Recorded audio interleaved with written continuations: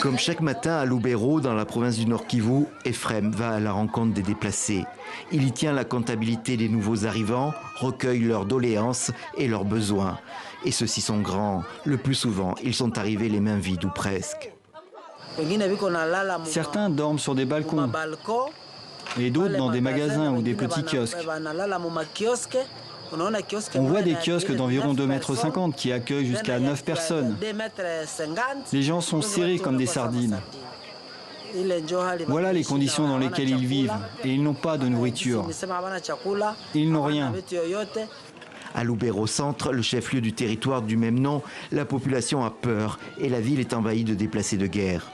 Ils ont fui les derniers affrontements plus au sud entre les forces armées de la RDC, appuyées par les groupes armés d'autodéfense dits Wazalendo, et les rebelles du M23, soutenus selon un groupe d'experts de l'ONU par l'armée rwandaise.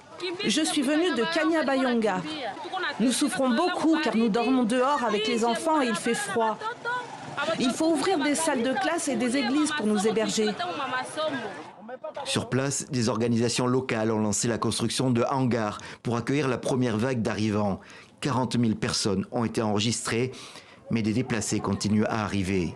Ce dernier temps, nous avons accueilli une nouvelle vague. Nous avons eu plus de 40 000 la fois dernière.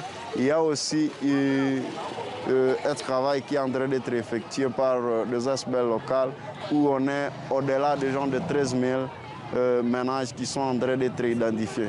Donc quand je parle de 13 000, c'est seulement au centre de l'agglomération de Lubero. Donc j'exclus tout le village environnant. Ces derniers jours, les combats se sont déplacés dans le sud de la province, le territoire de Massissi. Mais le M23 contrôle encore des villages près de Lubero. Lubero Centre fait figure de citadelle assiégée avec de grands besoins humanitaires. La société civile locale réclame une réponse du gouvernement et des organisations humanitaires en faveur des déplacés.